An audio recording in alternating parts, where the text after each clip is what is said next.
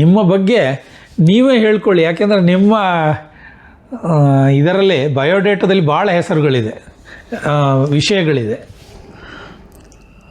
ಈಗ ನನ್ನ ಬಗ್ಗೆ ನಾನು ಹೇಳ್ಕೋಬೇಕು ಅಂದರೆ, ನನ್ನ ಆಸಕ್ತಿ ಕ್ಷೇತ್ರಗಳು ಹಲವಾರು, ಯಾವುದ್ರಲ್ಲೂ ವಿದ್ವಾಂಸ ಅಲ್ಲ, ಬಟ್ ಆಸಕ್ತಿ ತುಂಬ ಇದೆ ನನಗೆ.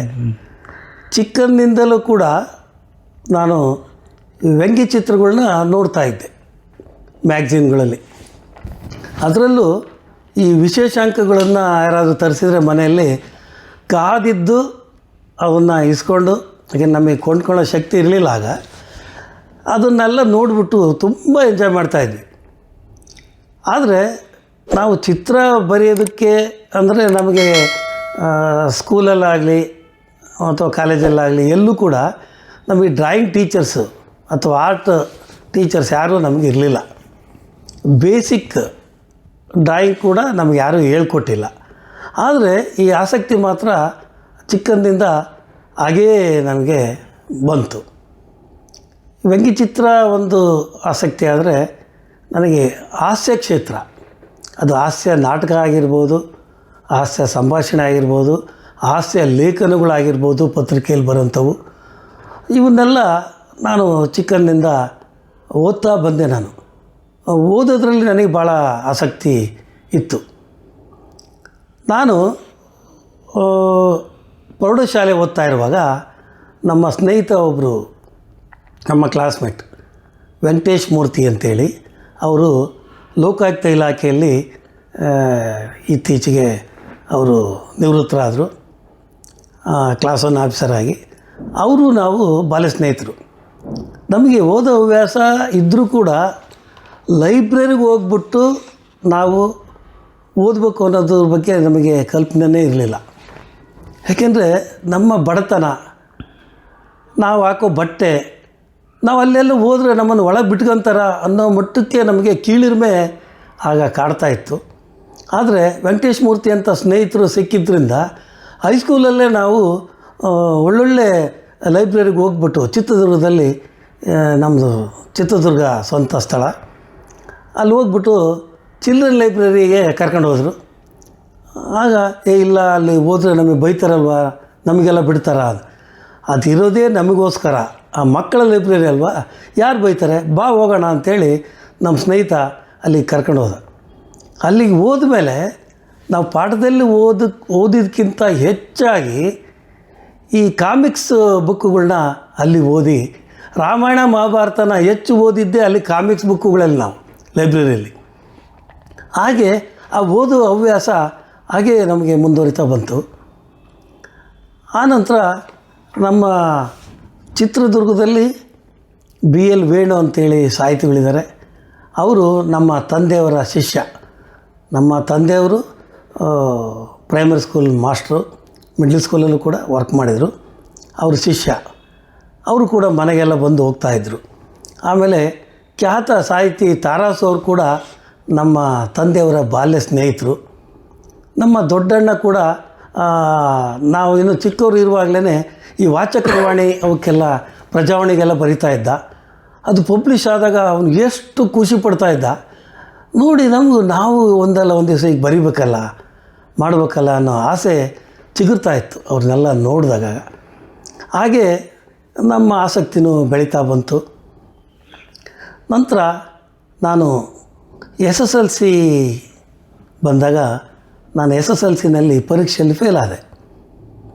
ಎಲ್ಲರಿಗೂ ಆಶ್ಚರ್ಯ, ಇವನು ಫಸ್ಟ್ ಕ್ಲಾಸ್ ಅಥವಾ ಸೆಕೆಂಡ್ ಕ್ಲಾಸ್ ಬರಬೇಕಾಗಿತ್ತು, ಆದರೆ ಇವನು ಫೇಲ್ ಆಗಿಬಿಟ್ನಲ್ಲ ಅಂತ ಹೇಳ್ಬಿಟ್ಟು ಎಲ್ಲರಿಗೂ ಆಶ್ಚರ್ಯ. ಯಾಕೆಂದರೆ ನನ್ನ ಹತ್ರ ಪಾಠ ಹೇಳಿಸ್ಕೊಂಡು, ಪಾಠ ಅಂದರೆ ಪರೀಕ್ಷೆ ಬರೆಯುವಾಗಲೂ ಕೆಲವು ಡೌಟ್ಗಳನ್ನ ಕೇಳಿಬಿಟ್ಟು ಅಕ್ಕಪಕ್ಕದವ್ರಿಗೆ ಹೇಳ್ಕೊಟ್ಟಿದ್ದೀನಿ. ಬರೆದವ್ರು ಅವರೆಲ್ಲ ಪಾಸಾಗಿದ್ದಾರೆ, ನಾನು ಫೇಲ್ ಆಗಿಬಿಟ್ಟಿದ್ದೀನಿ. ಅದಕ್ಕೆ ನನಗೆ ಅನಾರೋಗ್ಯದಿಂದ ಆಯಿತು. ಬಟ್ ಎಲ್ಲರಿಗೂ ಅದು ಹೇಳಲಿಕ್ಕಾಗಲ್ಲಲ್ಲ, ಇದೊಂದು ಕಾರಣ ಅಂತ. ಏನೋ ಒಂದು ಕಾರಣ ಹೇಳ್ತಾನೆ ಫೇಲ್ ಆಗಿದ್ದಕ್ಕೆ ನಂಗೆ ಆಯಿತು. ಬಟ್ ಫೇಲ್ ಆಗಿದ್ದು ನನಗೆ ಭಾಳ ಒಳ್ಳೆಯದಾಯಿತು ಅಂತ ಆ ನಂತರದಲ್ಲಿ ಗೊತ್ತಾಯಿತು. ಆಶ್ಚರ್ಯ ಆಗ್ಬೋದು, ಫೇಲ್ ಆಗಿದ್ದು ಒಳ್ಳೇದಂಗೆ ಆಗುತ್ತೆ, ಭವಿಷ್ಯನೇ ಇಲ್ವಲ್ಲ ಅಂತ. ಆದರೆ ಆಗೆಲ್ಲ ಸಪ್ಲಿಮೆಂಟ್ರಿ ಎಕ್ಸಾಮ್ ಇತ್ತು. ಅಕ್ಟೋಬರಲ್ಲಿ ಮತ್ತೆ ಪರೀಕ್ಷೆ ತೆಗೆದುಕೊಂಡು ನಾವು ಪಾಸ್ ಮಾಡಬೇಕಿತ್ತು. ಆಗ ಅಕ್ಟೋಬರಲ್ಲಿ ತಗೊಂಡು ಪಾಸ್ ಮಾಡಿದೆ. ಮತ್ತೆ ಕಾಲೇಜಿಗೆ ಹೋಗ್ಬೇಕಂದ್ರೆ 6 ತಿಂಗಳು ಕಾಯಬೇಕಿತ್ತು. ಅಂದರೆ 1 ವರ್ಷ ಕಾಲ ನಮ್ಮ ಕಾಲ ವ್ಯರ್ಥ ಆಗಿ ಹೋಗುತ್ತದು. ಒಂದು ಸಲ ಒಂದು ಸಬ್ಜೆಕ್ಟ್ ಫೇಲ್ ಆದರೂ ಕೂಡ. ಆನಂತರ 6 ತಿಂಗಳ ನಂತರ ನಾವೇನು ಪರೀಕ್ಷೆಯಲ್ಲಿ ಬರೆದು ಸಪ್ಲಿಮೆಂಟ್ರಿಯಲ್ಲಿ ಪಾಸಾದೆ, ಆಗ ನಮ್ಮ ತಂದೆಯವರ ಶಿಷ್ಯ ಒಬ್ಬರು ನಮ್ಮ ಮನೆಗೆ ಬಂದಿದ್ದರು.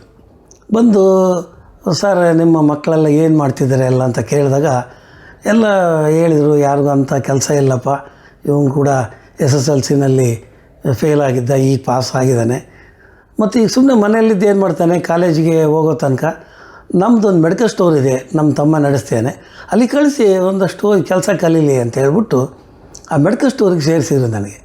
ಅಲ್ಲಿ ಹೋದ ನಂತರ ನನಗೆ ಹೊರಗಿನ ಪ್ರಪಂಚ ಪರಿಚಯ ಆಯ್ತಲ್ಲಿ. ಅಲ್ಲಿ ಬರುವಂಥ ಕಸ್ಟಮರ್ಸು, ಲೆಕ್ಚರರ್ಸು, ಪ್ರೊಫೆಸರ್ಸು, ಆಮೇಲೆ ಅಫಿಷಿಯಲ್ಸು, ಕೆಲವರು ಡಾಕ್ಟ್ರುಗಳು, ಅವರೆಲ್ಲ ಅಲ್ಲಿ ಮೆಡಿಕಲ್ ಸ್ಟೋರಿಗೆ ಬಂದು ಹೋಗ್ತಾಯಿದ್ರು. ಅವರಿಗೆಲ್ಲ ಆಪ್ತರಿದ್ದರು. ಅವರೆಲ್ಲರ ಪರಿಚಯ ಆಯಿತು. ಅವ್ರ ಜೊತೆಗೆ ಮಾತನಾಡೋದು ಹೇಗೆ ಅನ್ನೋದು ಕಲಿತೆ. ಬರೀ ಮಕ್ಕಳ ಜೊತೆಗೆ ಆಟ ಆಡ್ತಿದ್ದವನು ದೊಡ್ಡವ್ರ ಜೊತೆಗೆ ಬಿಹೇವ್ ಮಾಡೋದು ಹೇಗೆ ಅಂತೇಳಿ ಅಲ್ಲಿ ಕಲಿತೆ. ಆಮೇಲೆ ಬ್ಯಾಂಕ್ ಟ್ರಾನ್ಸಾಕ್ಷನ್ ಏನು ಅಂತೇಳಿ ಅಲ್ಲಿ ಕಲಿತೆ ನಾನು. ಅಂದರೆ ಚೆಕ್ ಬರೆಯೋದ್ರಿಂದ ಹಿಡಿದು ಅದನ್ನು ಕ್ಯಾಶ್ ಮಾಡ್ಕೊಂಬರೋದ್ರಿಂದ ಹಿಡಿದು DD ತೆಗ್ಸೋದ್ರಿಂದ ಹಿಡಿದು, ಆ ನಂತರ ಲಾರಿ ಆಫೀಸ್ಗೆ ಹೋಗಿ ಪಾರ್ಸಲ್ ತರೋ ಅಂಥದ್ದು, ಆ ಥರದ್ದೆಲ್ಲ ಕೆಲಸಗಳ್ನ ಅಲ್ಲಿ ಕಲಿತಾ ಬಂದೆ. ನಂತರ ನಾನು ಕಾಲೇಜಿಗೆ ಜಾಯ್ನ್ ಆದೆ. ಆದರೆ ಕಾಲೇಜಿಗೆ ಸೇರಿದ್ದು ಕೂಡ ಒಂದು ಭಾಳ ವಿಶೇಷ ಅನಿಸುತ್ತೆ ನನಗೆ ಈಗ ಅದನ್ನೆಲ್ಲ ನೆನಪು ಮಾಡಿಕೊಂಡ್ರೆ. ಎಂಥ ವಿಶೇಷ ಅಂದರೆ, ನನಗೆ NCC ಸೇರಬೇಕು ಅನ್ನೋ ಆಸೆ ತುಂಬ ಇತ್ತು. ಯಾಕೆಂದರೆ ಹೈಸ್ಕೂಲಲ್ಲಿ ಕೂಡ ನಾನು ಏರ್ ವಿಂಗ್ NCCನಲ್ಲಿ 2 ವರ್ಷ ಇದ್ದೆ. ನನಗೆ ಕಾಲೇಜಲ್ಲಿ ಏರ್ ವಿಂಗ್ ಇರಲಿಲ್ಲ, ಅಲ್ಲಿ ಆರ್ಮಿ ಕೂಡ ಇತ್ತು. ಆರ್ಮಿ NCCಗೆ ಸೇರಬೇಕು, ಆದರೆ ಜೂನಿಯರ್ ಕಾಲೇಜಲ್ಲೇ PUC ಮಾಡಿದರೆ ಅಲ್ಲಿ NCC ಇಲ್ಲ. ಸರ್ಕಾರಿ ಕಾಲೇಜಿಗೆ ಸೇರಿದರೆ, ಅಂದರೆ ಪ್ರಥಮ ದರ್ಜೆ ಕಾಲೇಜ್ ಇತ್ತಲ್ಲಿ, ಗೌರ್ಮೆಂಟ್ ಆರ್ಟ್ಸ್ ಕಾಲೇಜ್ ಅಂತ, ಮತ್ತು SJM ಕಾಲೇಜ್ ಅಂತೇಳಿ ಮುರುಘರಾಜೇಂದ್ರ ಕಾಲೇಜು ಒಂದು ಪ್ರೈವೇಟ್ ಕಾಲೇಜ್ ಇತ್ತು. ಆ 2 ಕಾಲೇಜಲ್ಲಿ NCC ಉಂಟು. ಆದರೆ ಪ್ರೈವೇಟ್ ಕಾಲೇಜಲ್ಲಿ ಡೊನೇಷನ್ ಕೊಡಬೇಕಾಗುತ್ತೆ. ಆದರೆ ಈ ಸರ್ಕಾರಿ ಕಾಲೇಜಲ್ಲಿ ಹೋದರೆ ನಾನು ತೆಗೆದಿರೋ ಕಡಿಮೆ ಮಾರ್ಕ್ಸಿಗೆ ನನಗಲ್ಲಿ ಸೀಟ್ ಸಿಕ್ಕಲೇ ಇಲ್ಲ. ಅಲ್ಲಿ ಕೂಡ ತುಂಬ ಇನ್ಫ್ಲೂಯೆನ್ಸ್ ಎಲ್ಲ ಮಾಡಿಸಿದ್ರು ಕೂಡ ಅಲ್ಲಿ ಒಪ್ಪಲಿಲ್ಲ ಅಲ್ಲೇ ಪ್ರಿನ್ಸಿಪಾಲ್. ಹಾಗಾಗಿ ನಾನು ಪ್ರೈವೇಟ್ ಕಾಲೇಜಿಗೆ ಸೇರ್ಬೇಕಾಗಿ ಬಂತು. ಆದರೆ ಅಲ್ಲಿ ಹೋದರೆ ₹200 ಡೊನೇಷನ್ನು, ಮತ್ತು ಈಗಾಗಲೇ ಲೇಟ್ ಆಗೋಗಿದೆ, ಅದಕ್ಕೆ ₹30 ದಂಡ, ಮತ್ತು ಅಡ್ಮಿಷನ್ ಫೀಸು ₹25 ಇಷ್ಟು ಕಟ್ಟಿ ನೀವು ಸೇರಿ ಅಂತ ಹೇಳಿದ್ರಲ್ಲಿ. ಇರೋದೇ 2 ಸೀಟು, ಅದು ಕನ್ನಡ ಮೀಡಿಯಮಲ್ಲಿ ಆರ್ಟ್ಸ್ ಸೆಕ್ಷನಲ್ಲಿದೆ, ಕಾಮರ್ಸ್ ಇಲ್ಲ, ಸೈನ್ಸ್ ಇಲ್ಲ ಅಂತ ಹೇಳಿದರು. ಆದರೆ ಅಷ್ಟು ದುಡ್ಡು ಕೂಡ ಕೊಡೋದಕ್ಕೆ ನಮ್ಮಲ್ಲಿ ಶಕ್ತಿ ಇರಲಿಲ್ಲ. ಆಗ ನಮ್ಮಣ್ಣ ರಾಜಶೇಖರ್ ಅಂತೇಳಿ 2ನೇ ಅಣ್ಣ, ಅವನು ಅದೇ ಕಾಲೇಜಲ್ಲಿ ಓದಿದ್ದು. ಅವನು ನನಗೆ ಮ್ಯಾನೇಜ್ಮೆಂಟ್ನವ್ರು ಪರಿಚಯ ಇದ್ದಾರೆ, ಸಂಸ್ಥೆ ಅಧ್ಯಕ್ಷರ ಮನೆಗೆ ಹೋಗೋಣ ಅಂಥೇಳಿ ನಾನು ಕರ್ಕೊಂಡು ಹೋಗ್ಬಿಟ್ಟು, ಸರ್ ನನ್ನ ತಮ್ಮನಿಗೆ ಸೀಟ್ ಕೊಡಿ, ಡೊನೇಷನ್ ಕಟ್ಟೋ ಸ್ಥಿತಿಯಲ್ಲಿಲ್ಲ, ನಮಗೆ ಫ್ರೀಯಾಗಿ ಅಡ್ಮಿಷನ್ ಕೊಡಿಸಿ ಅಂತ. ಹಂಗೆ ಕೊಡ್ಸೋಕ್ಕಾಗಲ್ಲಪ್ಪ, ಮ್ಯಾನೇಜ್ಮೆಂಟ್ ಅಂದರೆ ನಾನು ಒಬ್ಬನೇ ಅಲ್ಲ ಅಂಥೇಳಿ ಅವರು, ಇಲ್ಲ ನೀವು ಸ್ವಲ್ಪನಾದ್ರು ಕಟ್ಟಬೇಕಾಗುತ್ತೆ, ನೀವು ಅಟ್ಲೀಸ್ಟ್ ಒಂದು ₹100 ಆದರೂ ಕಟ್ಟಿ ಅಂದರು. ಇಲ್ಲ, ₹100 ಆಗೋದಿಲ್ಲ, ₹25 ಕಟ್ತೀವಿ ಅಂತ ನಮ್ಮಣ್ಣ. ₹25 LKGಗೂ ಸೇರಿಸಲ್ಲಪ್ಪ, ಕಾಲೇಜಿಗೆ ಹೆಂಗೆ ಸೇರಿಸ್ತಾರೆ ಅಂಥೇಳಿ ಅಲ್ಲಿ ಒಂದು ಸ್ವಲ್ಪ ಬಾರ್ಗೈನ್ ನಡೀತು. ನಂತರ ₹75ಗೆ ಒಪ್ಪಿ ಡೊನೇಷನ್ನ ಮಾತುಕತೆ ಆಗಿ ಒಂದು ಲೆಟ್ರ್ ಕೊಟ್ಟರು. ಬಂದುಬಿಟ್ಟು ಇನ್ನೇನು ಕಾಲೇಜಿಗೆ ಅಡ್ಮಿಷನ್ ಆಗಬೇಕು, ₹75 ಡೊನೇಷನ್ನು, ₹25 ಅಡ್ಮಿಷನ್ ಫೀಸು, ₹30 ವಿಳಂಬ ಶುಲ್ಕ ದಂಡ ಕಟ್ಟಬೇಕಾಗಿತ್ತು. ಆದರೆ ₹130 ಅವತ್ತಿನ ದಿನ ನಮ್ಮ ಕೈಯಲ್ಲಿಲ್ಲ. ಹೇಗೆ ಮಾಡೋದು? ನನಗೇನು ಹೇಳಿಲ್ಲ ಮನೆಯಲ್ಲಿ ಹೇಗೆ ಅರೇಂಜ್ ಮಾಡ್ತಾರೆ ಅಂತ ಆ ಟೈಮ್ಗೆ. ಆದರೆ ನಮ್ಮ 2ನೇ ಅಕ್ಕ ಒಬ್ಬರು ನಾಗರತ್ನಮ್ಮ ಅಂತ ನಮ್ಮ ಮನೆಯಲ್ಲೇ ಇದ್ದರು. ಅವರು ತಮ್ಮ ಕೈಯಲ್ಲಿದ್ದ ಉಂಗುರನ ನನಗೆ ಗೊತ್ತಿಲ್ಲದಿರೋ ಹಾಗೆ ಒಂದು ಮಾರ್ವಾಡಿ ಅಂಗಡಿಯಲ್ಲಿ ಗಿರ್ವಿ ಇಟ್ಟು ಅದನ್ನು ಸಾಲ ತಂದುಬಿಟ್ಟು ನನಗೆ ಅಡ್ಮಿಷನ್ ಮಾಡಿಸಿದ್ರು. ನಂತರದಲ್ಲಿ ಗೊತ್ತಾಯಿತು ನನಗೆ ಅಕ್ಕ ಉಂಗುರ ಅಡೆ ಇಟ್ಟು ನನ್ನನ್ನು ಕಾಲೇಜಿಗೆ ಹಾಕಿದರು ಅಂತ. ನಂತರ ಕಾಲೇಜು ಜೀವನ ಅಲ್ಲಿಂದ ನಂದು ಪ್ರಾರಂಭ ಆಯಿತು. ನಂತರ 2ನೇ PUC ಬಂದೆ. ಆಗ ಒಂದು ಮಾರ್ವಾಡಿ ಅಂಗಡಿಗೆ ಸೇರಿಸಿದ್ರು, ಲೇವಾದೇವಿ ಅಂಗಡಿಗೆ. ಅಲ್ಲಿ ಯಾಕೆ ಸೇರಿಸಿದ್ರು ಅಂದರೆ ಅದಕ್ಕೊಂದು ಕಾರಣ ಇದೆ. ನನಗಿಂತ ದೊಡ್ಡವನು ಕುಮಾರ್ ಅಂತೇಳಿ ನಮ್ಮಣ್ಣ, ಅವನು ಆ ಮಾರ್ವಾಡಿ ಅಂಗಡಿಯಲ್ಲಿ ಕೆಲಸ ಮಾಡ್ತಾಯಿದ್ದ. ಅವನು ನಮ್ಮ ಪರಿಚಿತರೊಬ್ಬರು ಭಾಳ ಆತ್ಮೀಯರು ಇದ್ದರು. ಅವರು ನಮ್ಮ ಮನೆ ಹತ್ರನೇ ಇದ್ದರು. ಅಲ್ಲಿಂದ ಅವರು ಬೇರೆ ಊರಿಗೆ ಟ್ರಾನ್ಸ್ಫರ್ ಆಗಿ ಹೋಗಿದ್ದರು. ಅವರು ಇಲ್ಲಿ ಬಾ ಯಾವ್ದಾದ್ರು ಒಂದು ಕೆಲಸ ಕೊಡಿಸ್ತೀವಿ ಅಂತೇಳಿ ಅವನಿಗೆ ಕರೆಸ್ಕೊಂಡ್ರು. ಅವನು ಅಲ್ಲಿಗೆ ಹೋದ್ನಲ್ಲ, ಓದೋನು ಬರಲೇ ಇಲ್ಲ. ಅಲ್ಲಿ ಕಾಂಟ್ರಾಕ್ಟ್ ಮಾಡಿಸ್ತಾರೆ ಅವ್ರ ಮಕ್ಕಳು, ನಾನು ಕಲಿತಿದ್ದೀನಿ ಅಂತ ಅಲ್ಲೇ ಉಳ್ಕೊಂಬಿಟ್ಟ. ಹಾಗಾಗಿ ಮಾರ್ವಾಡಿ ಅವನಿಗೆ ಕಾಯೋದಕ್ಕಾಗಲ್ಲ, ಬೇರೆ ಯಾರನ್ನಾರು ನಾನು ತೊಗೊಳ್ತೀನಿ ಅಂತ ಹೇಳಕ್ಕೆ ಬಂದಿದ್ದೆ ನಮ್ಮ ಮನೆಗೆ. ಆಗ ನನ್ನನ್ನು ನೋಡಿಬಿಟ್ಟು ಅವ್ನು ಬರೋ ತನಕ ಬೇಕಾದರೆ ಅವ್ರ ತಮ್ಮ ಇದ್ದಾನಲ್ಲ, ನೀವು ಮಂಜುಗೆ ಕಳಿಸಿ ಅಂತ ಹೇಳಿ ಕೇಳ್ದ. ಆಗ ನಮ್ಮ ಮನೆಯವರು ಅವ್ನು ಬರೋ ತನಕ ನೀನು ಸ್ವಲ್ಪ ಕೆಲಸ ಮಾಡಪ್ಪ ಅಂತೇಳಿ ಆ ಮಾರಾಟ ಅಂಗಡಿ ನನ್ನನ್ನು ಕಳಿಸಿದ್ರು.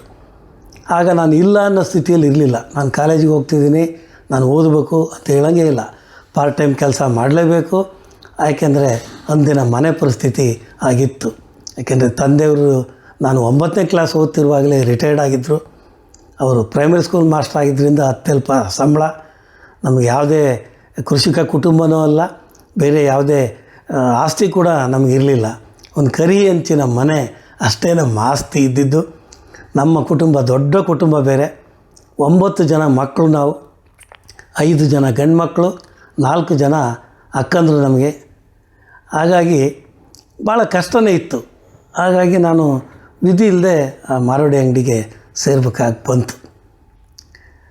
ನಂತರ ಮೊದಲನೇ ಡಿಗ್ರಿ ಅಂದರೆ ಫಸ್ಟ್ ಇಯರ್ ಡಿಗ್ರಿಗೆ ಬಂದೆ. ಆಗ 81ನೇ ಇಸ್ವಿ ನಮ್ಮ ದೊಡ್ಡಣ್ಣ ಒಂದು ಸ್ವಂತ ಪತ್ರಿಕೆನ ಓಪನ್ ಮಾಡ್ದ, ಬ್ರಹ್ಮಗಿರಿ ಅಂತೇಳಿ ದಿನಪತ್ರಿಕೆ, ಸ್ಥಳೀಯ ಪತ್ರಿಕೆನ ಓಪನ್ ಮಾಡ್ದ. ಆದರೆ ನಮಗೆ ಸ್ವಂತ ಪ್ರೆಸ್ ಇರಲಿಲ್ಲ. ನಮ್ಮ ಆರ್ಥಿಕ ಪರಿಸ್ಥಿತಿ ಈಗಾಗಲೇ ಹೇಳಿದ್ದೀನಿ. ಅಂಥ ಸ್ಥಿತಿಯಲ್ಲಿ ಸ್ವಂತ ಮುದ್ರಣಾಲಯ ಒಂದು ಪ್ರಶ್ನೆನೇ ಇರಲಿಲ್ಲ. ಒಂದು ಬಾಡಿಗೆ ಪ್ರೆಸ್ಸನ್ನು ಗುರುತು ಮಾಡ್ಕೊಂಡು ಅಲ್ಲಿ ನಮ್ಮ ಪತ್ರಿಕೆ ಆರಂಭ ಆಯಿತು, ಬ್ರಹ್ಮಗಿರಿ ಅಂಥೇಳಿ. ಈಗ ಹತ್ತತ್ರ 46ನೇ ವರ್ಷಕ್ಕೀಗ ಕಾಲಿಟ್ಟಿದೆ. ನಮ್ಮ ದೊಡ್ಡಣ್ಣ ಈಗಿಲ್ಲ, ರಾಮಲಿಂಗಪ್ಪ ಅಂಥೇಳಿ ಸಂಪರ್ಕ ಆಗಿದ್ದರು. ಈಗ ಅವರು ತೀರ್ಕೊಂಡ ನಂತರ ನಮ್ಮ ತಮ್ಮ ಶ್ರೀನಿವಾಸ್ ಅಂಥೇಳಿ 25 ವರ್ಷದಿಂದ ಆ ಪತ್ರಿಕೆಯನ್ನು ಮುನ್ನಡೆಸ್ತಾ ಬರ್ತಾಯಿದ್ದಾನೆ. ತುಂಬ ಚೆನ್ನಾಗಿ ಈಗ 4 ಪುಟಗಳಲ್ಲಿ ಆ ಬ್ರಹ್ಮಗಿರಿ ಪತ್ರಿಕೆ ಅವನು ತರ್ತಾ ಇದ್ದಾನೆ. ಅದಿನ್ನೂ ಮುಂದೆ ಹೋಗ್ತಾ ಇದೆ. ಈ ಪತ್ರಿಕೆಯಲ್ಲಿ ನನ್ನ ಕೆಲಸ ಆರಂಭಿಸಿದೆ. ಆ ಮಾರ್ವಾಡಿ ಅಂಗಡಿಯನ್ನು ಬಿಟ್ಟೆ ನಾನು. ಬೆಳಗ್ಗೆ ಪತ್ರಿಕೆಗಳನ್ನ ಮನೆಗೆ ಪತ್ರಿಕೆ ಹಾಕೋದು ಒಂದು 2-3 ಲೈನ್ಗಳು. ನಂತರ ಬೆಳಗಿನ ಜಾವ ಬೇರೆ ಬೇರೆ ಊರುಗಳಿಗೆ ಪತ್ರಿಕೆಯನ್ನು ಕಳಿಸ್ಲಿಕ್ಕೆ ಬಸ್ಗಳಿಗೆ ಹೋಗ್ಬಿಟ್ಟು ಆ ಬಂಡ್ಲುಗಳನ್ನೆಲ್ಲ ಹಾಕೋವಂಥ ಕೆಲಸ. ಮತ್ತು ಕಾಲೇಜು ಮುಗಿಸಿ ಬಂದ ನಂತರ ಊರಲ್ಲೆಲ್ಲ ಸುತ್ತಾಡಿ ರಿಪೋರ್ಟ್ ಮಾಡೋದು, ಹೊಸ ಹೊಸ ವಿಚಾರಗಳು ಏನಾದ್ರು ಇದ್ದರೆ. ಆಮೇಲೆ ಫಿಲಮ್ ಟಾಕೀಸ್ಗಳಿಗೆ ಹೋಗ್ಬಿಟ್ಟು ನಿತ್ಯ ಏನಾದ್ರು ಬದಲಾವಣೆಗಳಿದ್ದರೆ ಆ ಸಿನಿಮಾ ಏನು ನಡೀತಾ ಇದೆ ಅನ್ನೋದ್ರ ಬಗ್ಗೆ ಮಾಹಿತಿ ಕೊಡುವಂಥದ್ದು. ಈ ಥರದ್ದೆಲ್ಲ ಕೆಲಸ ಮಾಡಿ ರಾತ್ರಿ 10 ಗಂಟೆ ಮೇಲೆ ನಮಗೆ ಆ ಪ್ರಿಂಟಿಂಗ್ ಪ್ರೆಸ್ ಬಿಟ್ಕೊಡ್ತಾಯಿದ್ರು. ಅಲ್ಲಿ ತನಕ ಅವ್ರು ಕೆಲಸ ಮಾಡ್ತಾಯಿದ್ರು. ರಾತ್ರಿ 10 ಗಂಟೆಯಿಂದ ನಮ್ಮ ಪತ್ರಿಕೆ ಕೆಲಸ ಆರಂಭ ಆಗ್ತಾಯಿತ್ತು. ಆ ಪತ್ರಿಕೆಗೆ ನಾನು ಕೂಡ ಕಂಪೋಸಿಟ್ರಾಗಿ, ನನಗೇನು ಬರ್ತಿದ್ದಿಲ್ಲ, ಅವ್ರ ಜೊತೆ ನಾನು ಕಲಿತಾ ಇದ್ದೆ. ಅಂದರೆ ಆಗೆಲ್ಲ ಅಚ್ಚುಮೊಳೆ ಸಿಸ್ಟಮ್ ಇತ್ತದು, ಈಗೆಂಗೆಲ್ಲ ಡಿಜಿಟಲ್ ಇರಲಿಲ್ಲ. ಒಂದು ಮಾ ಅಕ್ಷರನ ಅಲ್ಲಿ ಮೂಡಿಸ್ಬೇಕು ಅಂದರೆ ಒಂದು ವಾ ಅಕ್ಷರ, ಒಂದು ಕೊಂಬನ್ನು ಎರಡನ್ನು ಜೋಡಿಸಿದರೆ ಆ ಮೊಳೆಗಳನ್ನ ಅದು ಮಾ ಆಗುತ್ತೆ. ಹಿಂಗೆ ಆ ಒಂದೊಂದು ಅಕ್ಷರಗಳನ್ನ ಜೋಡಿಸ್ಬಿಟ್ಟು ಆ ಪತ್ರಿಕೆನ ವಿನ್ಯಾಸನ ರೆಡಿ ಮಾಡ್ತಾಯಿದ್ವಿ. ಆಗ ಆ ರಾತ್ರಿ ಬೆಳಗಿನ ಜಾವ 3 ಗಂಟೆ ತನಕ ಆ ಪತ್ರಿಕೆನ ಕಂಪೋಸ್ ಮಾಡಿ ಅದನ್ನ ಪ್ರೂಫ್ ರೀಡ್ ನೋಡಿ, ಅಂದರೆ ತಿದ್ದುಪಡಿ ಎಲ್ಲ ಏನಾದರೂ ಮಾಡಿ 3 ಗಂಟೆಗೆ ಅದು ಪ್ರಿಂಟ್ ಆಗೋದು. ನಾವೇ ಪ್ರಿಂಟ್ ಆಗ್ತಿದ್ವಿ. ಒಬ್ಬ ಕೆಲಸಗಾರ ಮಾತ್ರ ನಮ್ಮ ಜೊತೆಗಿದ್ದ. ನಾವೆಲ್ಲ ಅಣ್ಣ ತಮ್ಮಗಳು ಸೇರಿಬಿಟ್ಟು ನಾವೇ ಎಲ್ಲ ಕೆಲಸ ಮಾಡ್ತಾಯಿದ್ವಿ. ಮಾಡಿಬಿಟ್ಟು ಆ ಪತ್ರಿಕೆನ ಹೊರಗೆ ತರ್ತಾಯಿದ್ವಿ. ಹಾಗಾಗಿ ಈ ಪತ್ರಿಕೆಯಲ್ಲಿ ನಾನು ಬರಿತಾ ಹೊಸ ವರದಿಗಳ್ನ, ತನಿಖಾ ವರದಿಗಳ್ನೆಲ್ಲ ನಾನು ಅಲ್ಲಿ ಬರೆದೆ. ಅಲ್ಲಿ ಕೆಲವೊಂದು ಕ್ರೈಮ್ ವರದಿಗಳನ್ನೆಲ್ಲ ನಾನು ರಿಪೋರ್ಟ್ ಮಾಡಿದ್ದೆ. ನನ್ನಿಂದಾಗಿ ಒಬ್ಬ ಸಬ್ ಇನ್ಸ್ಪೆಕ್ಟ್ರ್ ಕೂಡ ಅಲ್ಲಿ ಸಸ್ಪೆಂಡ್ ಆಗಿದ್ದ.